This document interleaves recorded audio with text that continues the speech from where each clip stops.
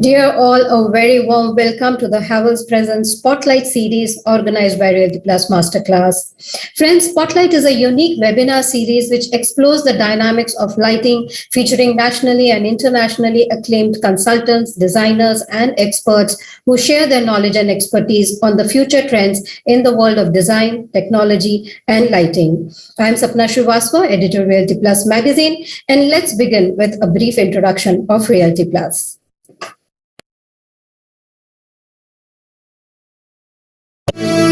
Some people are born to show the world which path to choose in a crisis.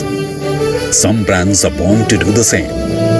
And during the times of challenge, the stalwarts of Indian real estate industry have chosen to do just that by showing others the way to finding opportunities even amidst a crisis. By showing the world how to go about delivering on promises even amidst adversity. Success doesn't just happen. It happens by design, by pushing the boundaries, by raising the bar. It's days of creating a vision and nights of bringing it to life. Knowing that pictures are worth 1,000 words and every word makes a difference. It's doing the research, trusting your instinct and finishing what you started. For the past 17 years, Realty Plus has been turning obstacles into opportunities, keeping the industry informed on the latest developments.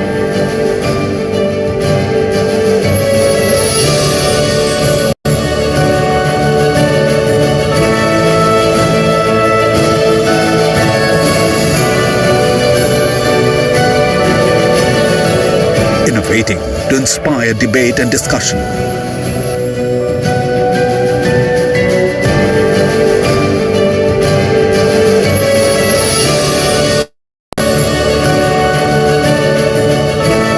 Bringing forth the perspectives of industry leaders.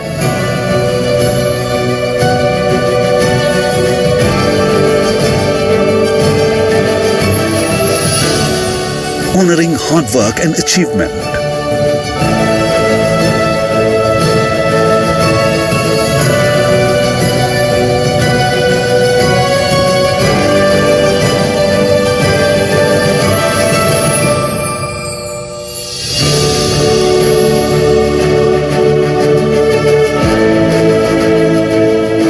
Keeping the industry connected.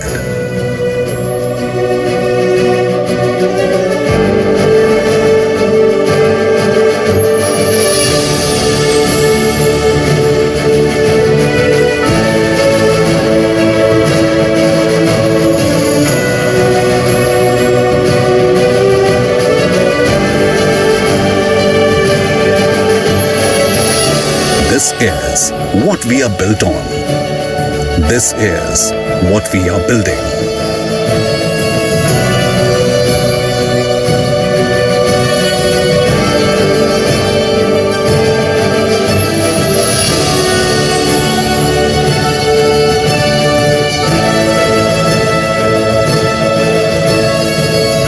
We are Realty Plus, and we lead the way.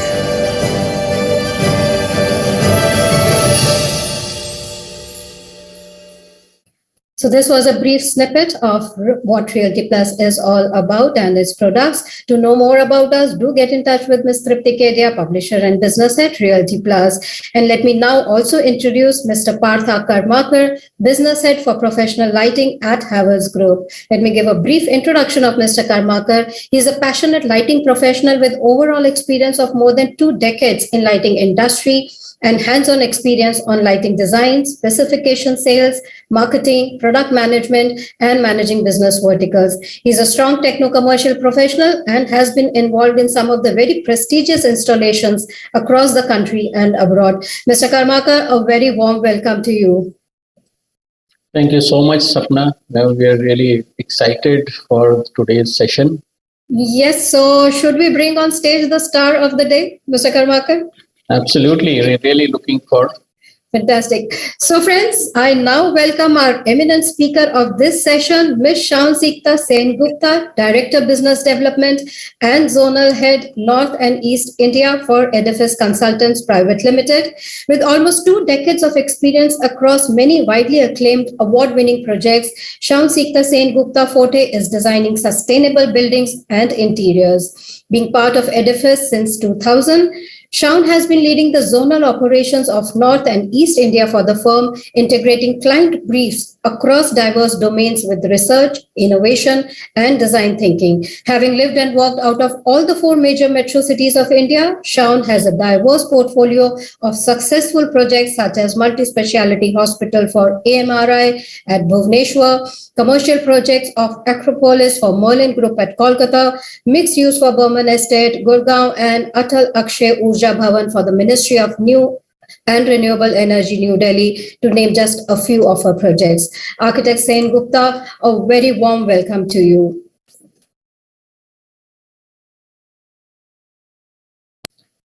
Architect Shaun, a very warm welcome to you, and let me hand it over to you now. You are on mute. Yeah. Thank you so much for having me here. Good afternoon to everybody. Over to you now, Architect Shaun. Okay, thank you, Sapna. So just give me a minute to share my screen, please.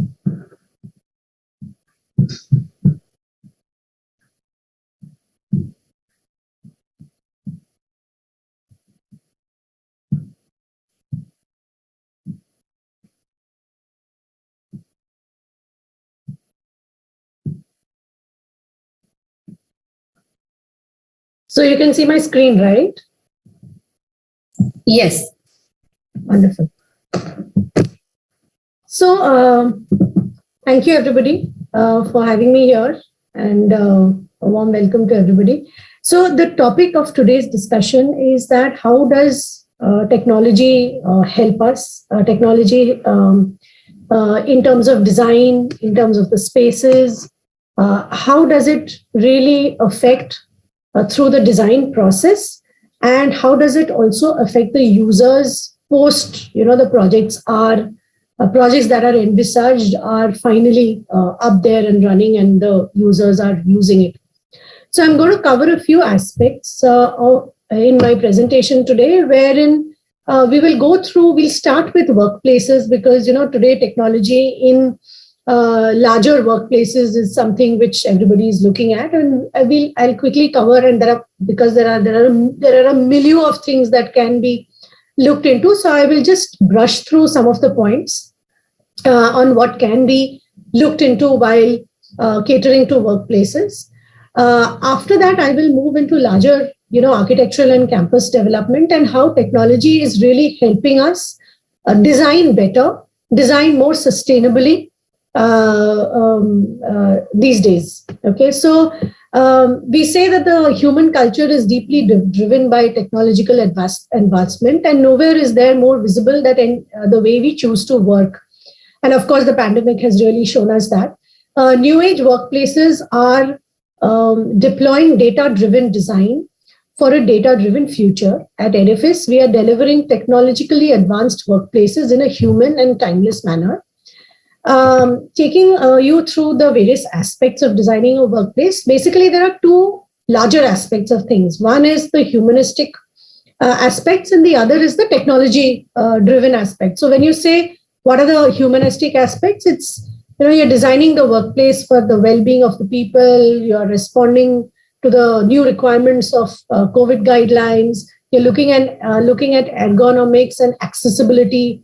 We are looking at more and more spaces being accessible to everybody. The universal accessibility has become extremely, extremely important. And it's very good that India is now, even at the larger government level is looking at accessibility in design, major aspect of incorporation across projects. And of course, biophilia and nature. How do you bring in nature into the enclosed usable spaces? So that is the humanistic aspects. The technology-driven aspects are a seamless user experience within the space by virtue of having technology aid the experience that one goes through. And it could be any space. It need not be an office. It could be a public space. It could be an institutional space. Any and every enclosure that a human being kind of goes through. There are other office-driven things or larger public space-driven things like occupancy management solutions. And it is more and more important now because of the COVID guidelines, and you do not want too many people, gathering in a certain space. So occupancy management has become very important, and technology helps us do that. And of course, the future-proofing solutions. So when you look at, so this is basically the same thing that I just spoke about. So let me move on. So in terms of humanistic strategies, there are basically 6 important things that you look at, when you're doing an office design. You look at the office layout, you look at the materials and furnishing, you look at the acoustic requirements, you also look at indoor air quality, thermal comfort, and lighting. So the point number 4, 5, and 6 are where technology really helps us in achieving the desired results. The first 3 are, of course, more related to design and materials and other things. So let me cover a little on the last 3 points. So when we are looking at design for well-being, indoor air quality is extremely, extremely important. And there are various ways. And I mean, I could do like a half-an-hour session only on how to control indoor air quality, but just touching upon it, that there are multiple ways to maintain indoor air quality, and especially there may be diverse people today in the audience, but I'm based out of Delhi, and the people in the north really understand the requirement of indoor air quality, with or without COVID, whatever the requirement is. More and more, we are being asked by our larger Indian and multinational clients to design spaces which are able to regulate the indoor air quality, and regulate meaning to the optimal level, not completely, overdoing it as well. So technology is really helping us in that regard. The second is thermal comfort, where, again, giving an example of North India, and why only North India, places like Hyderabad, other places as well. The variation in temperature is extremely large, and ensuring indoor air quality along with thermal comfort, and it kind of goes hand in hand together on how can you maintain the thermal comfort within the spaces, considering you use a space from morning to evening, you use a space from summer to winter. And unless there is a technology driven user interface,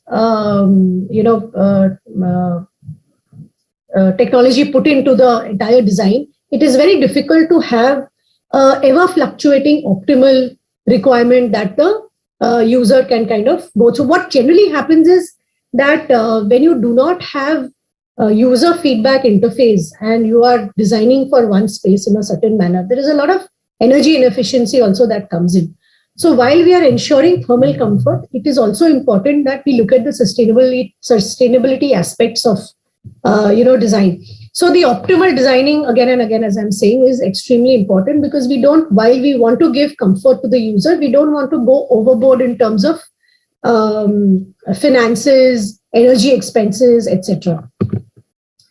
The next part is the circadian rhythm of, the banes of using a 24/7 office is that a user enters the office in the morning and his body and mind and senses are attuned to a certain external environment, and by the end of the day, you step out of the office and the body kind of doesn't realize that it has gone from morning to evening and things have completely changed.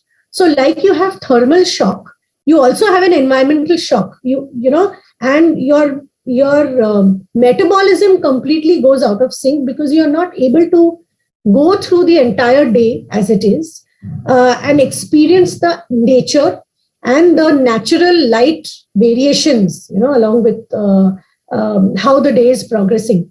So we have technology where we can actually modulate the light sink within the spaces to bring in the outside to the inside, so that the body rhythm, the body metabolism is not adversely affected by enclosed office 24/7 kind of office spaces.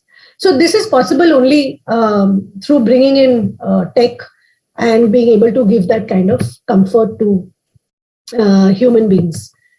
Moving on to other aspects of things like the elements within an office space, and one of the most important things is where you work out of, sit out of, and the ergonomics becomes extremely important. And the ergonomics becomes important not only for comfort but also for universal accessibility. So you need technology to come in where people who are short, who are tall, who are blind, who are differently abled, who are, who have different, sensibilities, who are, and, each individual is different, and their requirements are different. How can you design a space which is a common space, which is fit for every person, every kind of person? So that's where technology comes in, and you can do permanent interventions. You can do changing interventions which kind of change with user and with time. So that is also possible. But yes, you have to have interventions which kind of aid and abet in the user comfort to be able to use the space. The next is the biophilic design. So more and more research has shown that to be able to bring in outer environment into the indoors brings a world of difference to the way we respond to the spaces, our efficiency levels, what we do, how we live, what happens to our health. So there has to be environmental controls like light, music, sound, acoustics, and all of this, when you juxtapose everything together, it's very, very difficult for human beings to be able to, join up all of this together and bring out the right concoction of various aspects. And of course, technology helps us a lot in being able to bring out the right concoction of light, sound, environment, green, everything else put in together, and to be able to give you, evolved environments which is human centric. I'll move on to a few more. So these are about the human strategies, human centric, aspects of the human design, of the office design. The next points that I'm going to cover are essentially related to technology and technology, how it can enhance experience within the office spaces. So in terms of employee experience, where you want to book a space earlier, you want one touch, like facility management, you want a daily scheduler, you want to have parking solutions, you want transportation, you look at giving accessibility through not only touch access control or anything. You can look at facial recognition. You want to bring in intelligent lighting and air temperature control, various kinds of delivery mechanisms within, so that it's touch free. This is about the users using the space. Even visitor experience can be modulated a lot through the various kinds of technology, where it becomes hassle free for the visitor to be able to access spaces through Wi-Fi, automation, intelligent access control protocols, etc. The next thing is that how do you look at occupancy management? Because that has become very, very important for us from two aspects. One is that real estate is expensive. So more and more we are discussing with our clients to design office spaces which are optimally designed, because not 100% attendance is always there. Not all kinds of people are attending offices. So we are designing multiply, flexible kind of spaces, and where we are designing maybe only 50 or 60% of the total occupancy. And when you design, when you're designing optimally for only a certain kind of occupancy and certain kind of usage, then you have to look at occupancy management solutions wherein you can book spaces and you can decide when you want to go to office. Not everybody wants to come nowadays every day to office, so you kind of decide when you want to go, what you want to do, who are the other people whom you want to meet on that particular day. And technology can help you through optimizing your resources, your own efforts. So from the employee point of view, you are able to optimize the kind of effort that you're taking in terms of bringing in the desired result. So you're not just going and hanging around in office and generally for the sake of being in office.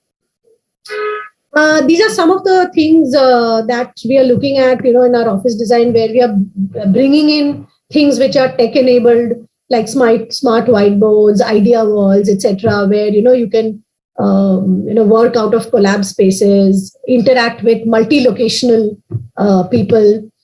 Then we are bringing in comfort elements like artificial sky, like I was talking about the circadian rhythm. This is one of the ways how you can bring the outside to the inside through intelligent elements, and you can kind of make people feel more comfortable working within spaces. Then next is the enhancing the emotional management, the emotional quotient of people working within the moods of different people. So, we have a different mood in the morning, a different mood in the evening, and how can color rendition, lighting, etc., bring in and try to modulate the spaces based on how everybody emotes. The other thing is to future-proof the design, because we are looking at changes in the situation every day, and workspaces are having to kind of evolve in a manner to future-proof the kind of usage that is there, and we're really looking at extremely flexible workspaces which are not permanent in nature, and tech is really helping us being able to achieve that. Then we are looking at various innovations to make work-life balance kind of happen, and we are looking at different apps which are users, which our clients are wanting to put through, so that from home to getting into the office, the morning, the lunch hours, the afternoon, and then going back to office is becoming very, very seamless. The experience is very nice, and you're not hassled in order to be able to perform your work through the day. So tech is helping us to achieve that. So the next thing that I want to really cover is that when we are looking at technology, we really want technology to help us architects being able to design well on a larger scale in terms of architectural spaces, buildings, campuses, and the more and more multi-use the campuses are, the more different kinds of buildings that we are building with various orientations, etc. More and more it is difficult. It's becoming difficult for us to look at all aspects put together through only human knowledge and human intelligence and human interventions. So we are using technology and software intensively in trying to design the optimal, sustainable kind of campuses. And I'll run you through a few aspects of how we are trying to achieve that. So these are a few slides where informed design development process has been achieved by us through climatic analysis, master planning analysis, heat irradiation studies, daylight studies, and other passive studies. So this is one of the typical studies that we do, at the campus level, where we try to understand that for the specific place, and this is of course done for a specific climate category specific project, but this is just for an example on how we kind of understand that what are the times during the year, which are the months during the year where thermal comfort or air comfort, etc., is not there, and it kind of helps us to bring in the architectural interventions to address this external discomforts that nature is giving us for the particular site, particular location, particular city. So these are a few more, climatic analysis, PM 2.5, PM 10 analysis that we do through technology, through software, through simulations, wherein again we understand that which are the time slots, which are the areas, or which are the times where we really have to bring in technological or architectural design interventions to make user comfort more optimal. Like I had said, the optimizing design is extremely important. So you don't want to do something which you keep doing through the year.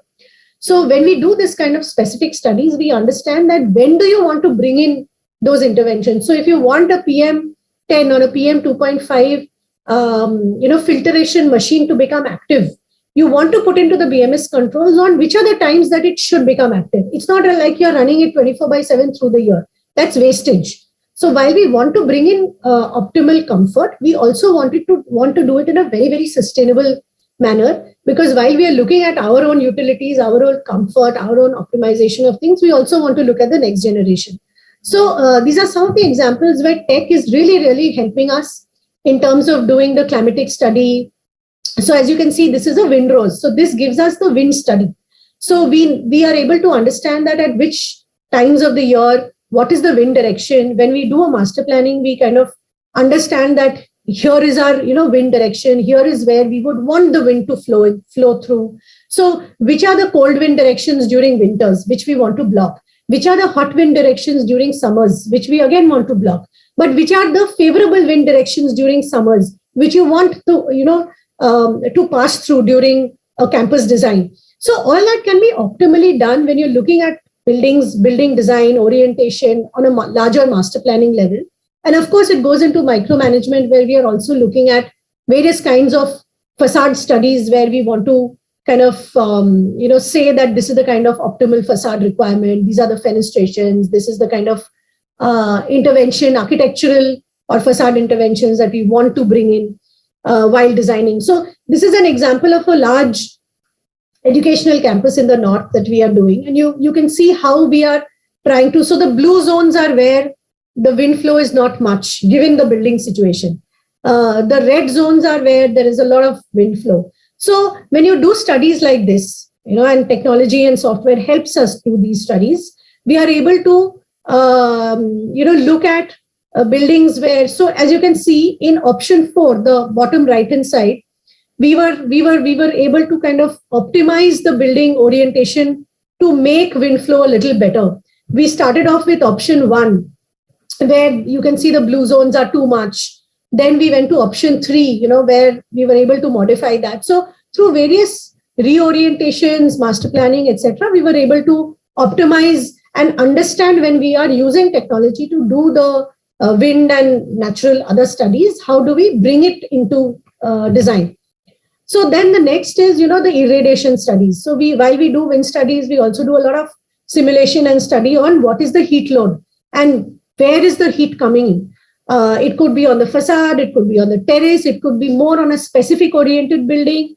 It could be a little different for some other buildings. So these are just examples of things which we do with the help of technology to modify and enhance our, buildings a lot. This is a climatic analysis to understand outdoor ambient conditions. So what are the times where outdoors can help us to our advantage? What are the times where outdoors does not help us and we have to enhance the interiors to be able to complement the outdoors? So those are the kind of things that we do, and then we can move on to where there is greater wind comfort, thermal comfort. On the master planning level, we start putting our pathways and pedestrian walkways along those lines. So where you have a comfortable condition, if you design your pedestrian pathways along those zones, then you will see that people are actually walking across the campus.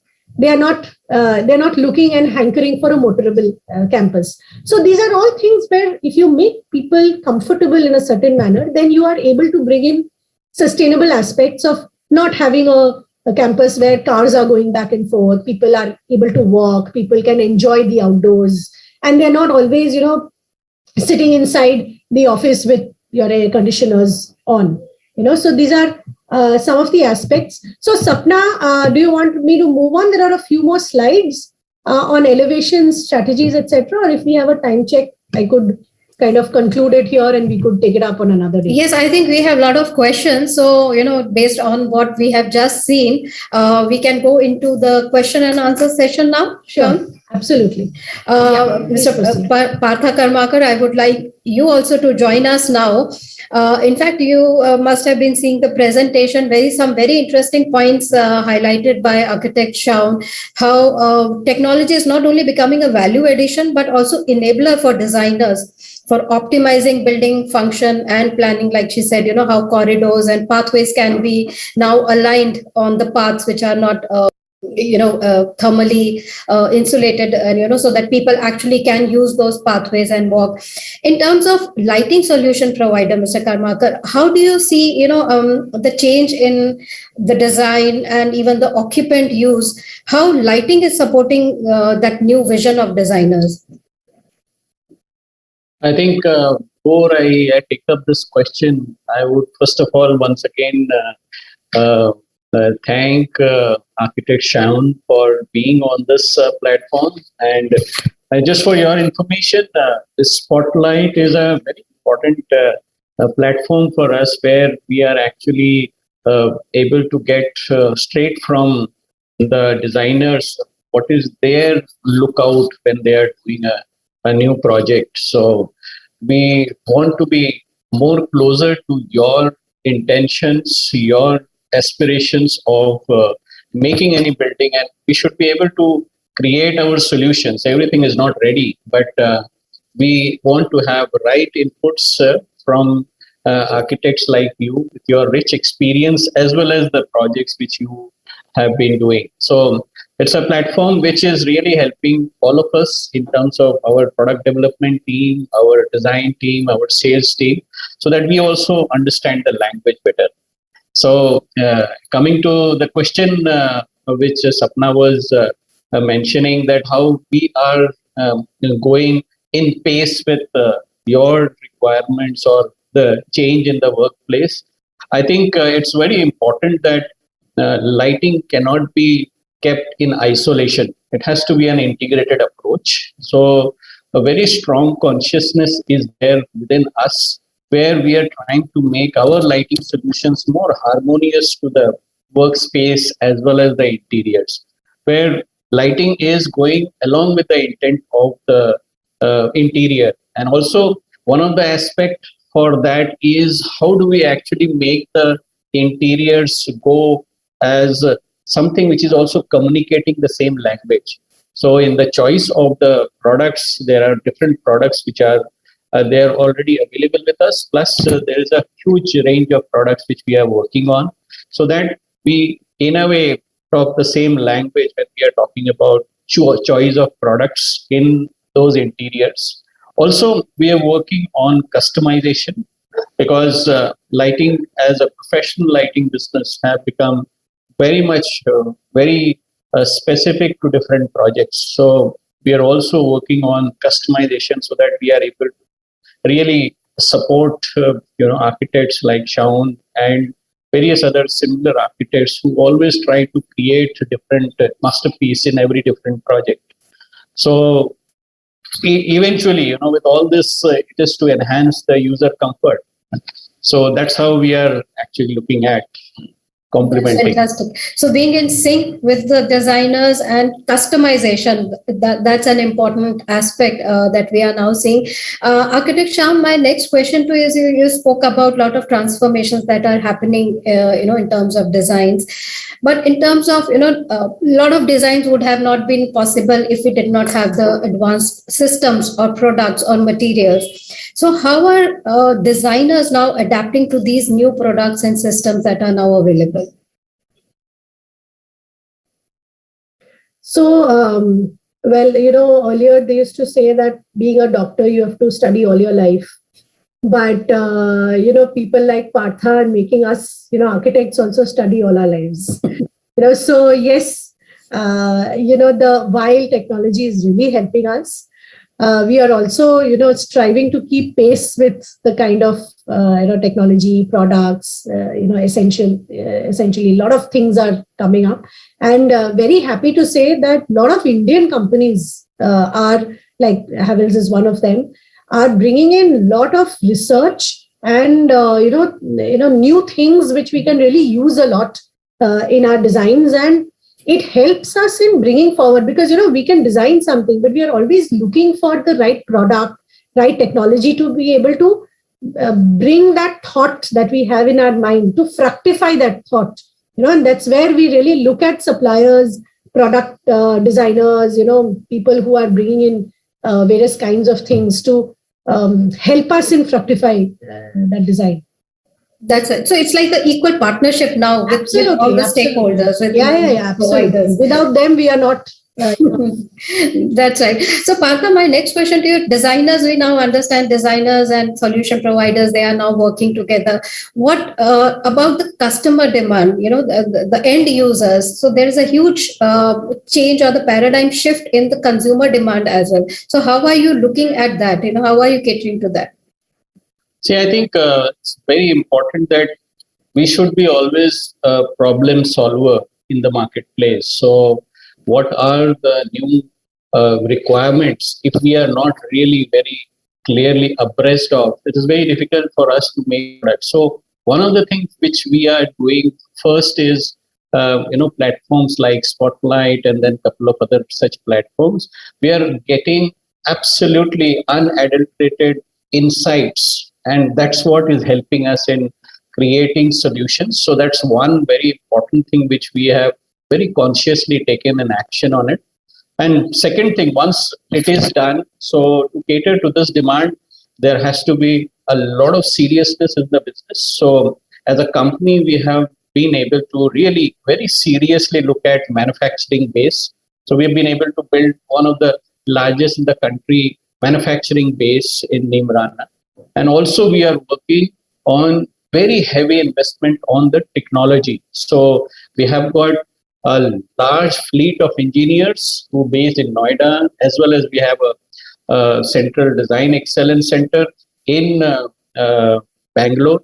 So here we are actually putting a lot of good brain to work on technology, that we are able to really bring in a lot of technology which can talk to various other components which are there in the interior spaces. Plus, obviously, we have to be in time. So the products and services have to be sustainable. So as architect Shaun also mentioned that how we create some future-proof designs. So we also have to have products which have got extension into future usage. So that kind of actions we are taking for making ourselves ready for the upcoming demand and also catering to the current demand. That's it. So keeping the pulse of the market, the pulse of what the customer needs.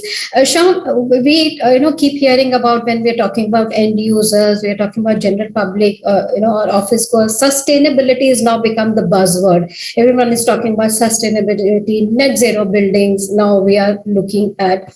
So how, as a designer, now how are you looking at this aspect, and what the future looks like for this particular aspect? Sustainability, are we actually green in our construction? So it's an important point. And like I was mentioning, that it's for our future generations. We have to leave behind the world for them. And we don't want the next generations to, look back at our generation and say, those people have really made our lives miserable. So, and the building industry is something, that is a huge contributor, and we can really make a lot of positive contribution towards this. So we at Edifice, it's almost become a mandate that, we have to design sustainable buildings. It's whether or not the client wants to go in for the LEED rating or GREA rating or whatever it is, irrespective.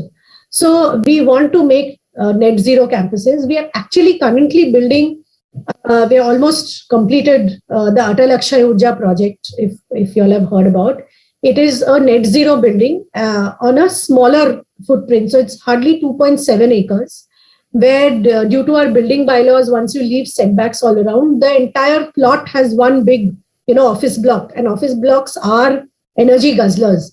But in spite of that, in spite of being within Delhi, in a small plot of land, it's become the flagship project for the government of India, and it's the ministry headquarters for the Ministry of New and Renewable Energy. So, government of India is now looking at this project to showcase how that in a smaller footprint also you are able to bring down energy loads and create not only net zero. This building is a net positive energy building. So we are actually giving back to the grid on a yearly basis more energy that the building is finally consuming over a period of 1 year. So that is our vision, that is our mission. We want to do this for every project, because you see, on a larger campus level, where you have the liberty of lot of space, there it is almost like mandatory that you should do net zero. But how do you do that on high density, smaller plot areas within the cities? So that is the next challenge. So we've moved on with the assumption that other buildings, larger campuses have to be net zero. There's no debate in that. How do we make high intensity, high FAR, high density projects also net zero is something that we are striving towards. And we've given ourselves, 23, 24, all our projects should be net zero. That's our mission. Okay, fantastic. So like in architecture, say form follows function, it should be now form follows function and sustainability now. So yes. That's right. Partha, same question to you, energy efficiency, when, in our households, we are talking about energy efficiency now, sustainability in buildings, like what architect Shaun spoke about, how advanced lighting systems can be one of those aspects that can address these two important issues. I think it's a very important, not only concept, but I think it's a responsibility to have products and systems which are sustainable. I mean, it's a very important responsibility. And I think from our side, whatever products which we are making, so if I translate that into lighting specifically, because of products, if we are talking sustainable, I have hardly any product which is very low efficiency, because all these are coming into the best of class efficiencies, where we have some nomenclature in lighting, which is the LPW, which is the lumen per watt. So all these are the choice of the products are now with a higher LPW, higher efficiency. That's very important. And also now lighting is no more just lighting. Lighting has got many other usages. So what we have been able to work on is taking lighting into further extension, which is extension into intelligence. Because when the lighting is talking to other building management system, the occupancy, which architect Shaun was mentioning, how well we are able to manage the occupancy, how well we are able to link the lighting with the daylights there, and how well we are able to make them talk to each other. So that's where connected lighting and smart lighting has a big role to play. So future is going to be connected and smart, because IoT is something which is going at much faster speed than whatever we are able to think of. So these are areas where we think that we can be really able to be ourselves in pace with what is required. And sustainability is a hygiene, I would say. That's right. So in terms of products also, now we have moved to the next level, where these are now mandatory aspects that the manufacturers are keeping in mind. Shaun, again, we need to obviously talk about COVID-19, and with the background of what has been going around for last 2 years. What are transformations, especially in commercial design? What foreseeable trends are we going to see going forward, and which are going to stay with us, which are not short term, which are long term, and are going to continue even after COVID? So one of there are 2-3 things which are here to stay. One is the occupancy, the occupancy control of the space, and that could be for workplaces, could be for entertainment, could be for hospitality spaces, anywhere. The occupancy loads of the buildings are going to go down. We are not going to have people being comfortable brushing shoulders with anybody, and this is also going to happen in public spaces, transportation, everywhere. People are not going to be comfortable brushing shoulders with each other. So that is here to stay. And what do we, and that's where optimization of design comes, because when we are having to give a larger space per person, that then space becomes more and more important, because you don't want to waste space in other things. So you have to optimize where you are able to cut down on wasted space to be able to give better occupancy on an individual basis. So that is one of the things, and that is one of the challenges which we have also not been able to master it as yet. We are also working on it, and it's a continuous process where again technology is really helping us. So for example, in most of our commercial projects, so for example, when we are doing, and I'll give you one small example, wherein earlier we used to have these large conference rooms just lying there idle, and not being used through the year.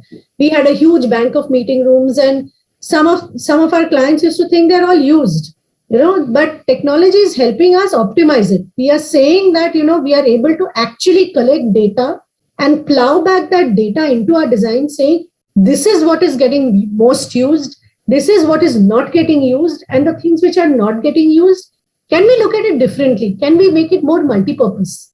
Can we look at 2-3 aspects which are not getting used so much, being clubbed into a single space, which could then modify and cater to do these 2-3 ways of using it. So that's how we are also progressing. We are trying to optimize things. So that is one of the things. The other things are like, certain things which are given, the entry management. So the entry management, the screening management has changed. So when the World Trade Center blasts and all happened, hospitality, and when the Mumbai attacks happened, it changed the hospitality industry. The entry experience changed for good. You never used to have the kind of security systems that is there in hotels today, and which we have taken for granted. It never happened. It was never there before the Mumbai attacks really happened, or the World Trade Center attacks happened. But it kind of has, because it has gone into our system completely. So similarly, for all other public spaces, high density spaces, experience is here to change, and here to change permanently. It is not going to go back to the earlier norms. So that is one of the things which COVID has done. The third thing is that, within design, you're having small things. You're having various kinds of matting systems. You're having thermal screening systems, small things. You're having touch-free. So earlier, our clients used to say sensor-based taps, very expensive. Now they say, no, we need sensor-based taps, because there is no other way out. Nobody's going to touch and close that tap. You will have water keep flowing out. What do? So these are some of the things which are here to stay, and it's here for good. Okay, fantastic. So social distancing will continue. Touchless operations are something that we are going to see, and the hygiene screening is something what Architect Shaun is saying that we will continue to see incorporated in our designs and our building operations. Mr. Karmakar, just now Architect Shaun spoke about the touchless operations, lighting, like taps. Switches are another one very big area of touch point for the occupants. So in terms of lighting products, again, human wellness is something, especially in office spaces where we have large number of people using the same systems. So how are we addressing it there? I think it's now no more a fashion. It has become very important element. There used to be a time when if the lighting needs to be very high end or intelligent was more of a fashion or something to talk about. But I think with the pandemic, we all have realized the well-being of people as a very, very important element. So, if you recollect what architect Shaun was sharing in her presentation about the circadian rhythm, because if people are staying in those indoors in artificial atmosphere for so long, how well we can bring in nature inside this. So to add on to that, lighting can certainly help by creating a human centric lighting where the lighting is also gradually changing its color, its ambience, as well as overall the intensity as per the cycle of the sun in the daytime. So, I actually was very impressed with a new term, which was the nature shock. So, to avoid that nature shock, to so many occupants who are spending most of the time in their offices, it's very important that we give them space to actually adapt to the nature. Being in the office within the artificial atmosphere, also how we can make it more a natural experience, and that's where a lot of standards have also come in. Well, standards which have come in for indoor spaces, we are making our lights as well as the complete solution more as per the well standards. So whether it is choice of the right optics or whether it is a choice of the right continuity of the light fixtures or the intelligence, we are all considering those aspects in our designs as well. So that's how I think it's very important that it's never, the journey is never ending anywhere. It's a continuous journey. Yes. We don't have any specific destination. It's a continuous journey. So we are evolving a lot of things. We may not be 100% today ready with. So we really look forward for all such inputs from architect Shaun and many such personalities to make us also really more suitable. And I think we want all our innovations has to be really meaningful. It has to be meaningful innovation so that it is meeting to the ultimate objective of user comfort. That's right. Innovation for user is what Mr. Partha Karmakar is saying. Environmental shock is something what architect Shaun mentioned, that this is what we do not want, and this is something what designers are now taking care of while designing their buildings and interiors. Last question, architect Shaun, is to you. Partha mentioned about IoT and connected lighting, which are going to be the future. How are you spoke about BMS and how, on BMS, there are various operations which are aligned for building functions. How do you see this connected future for buildings, for designers, for occupants, and what it means for our future designs?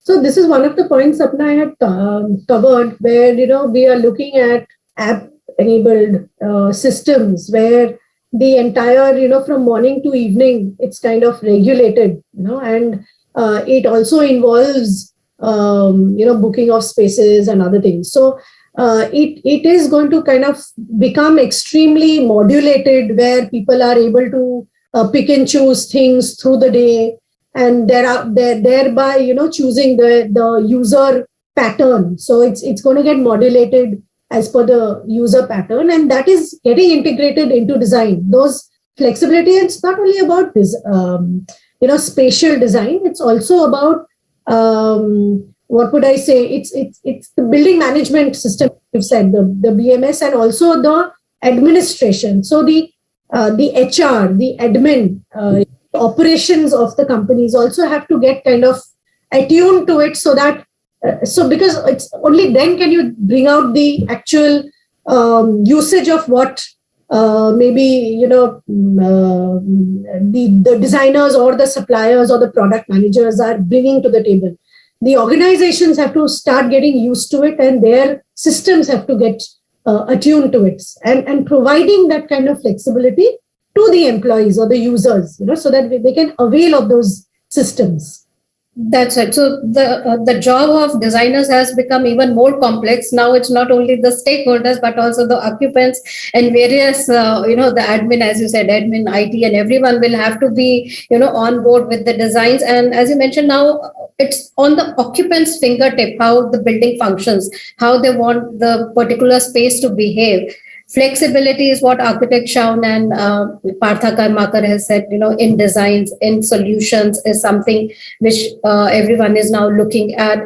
Future proofing of designs, continuous evolution, research, it's a continuous process, as Partha Karmakar said, as architect Shaun mentioned, that, every day things are changing and technology is changing at such a fast pace, to keep pace with the changing technology which is coming in is becoming a big job for the designers as well. So those were some very valid points that we picked up in this session. And thanks to architect Shaun, Sikta Sen Gupta and Mr. Partha Karmakar for sharing their views and those answers to those questions, those queries that we had received from the audience. I'm sure our viewers had some very valuable takeaways from today's session. So our special thanks to Havells India for presenting this knowledge sharing session for the benefit of the Indian design fraternity, and to our awesome audience as well for being there, sharing their time and sending in their queries. Thanks, Architect Shaun Sen Gupta and Partha Karmakar, for those very insightful opinions that you shared here with us. Thank you so much once again. Thank you. And while we thank our speakers, let me also thank our wonderful audience for being here with us. So till we meet again, take care and goodbye. Thank you so much. Thank you, everyone.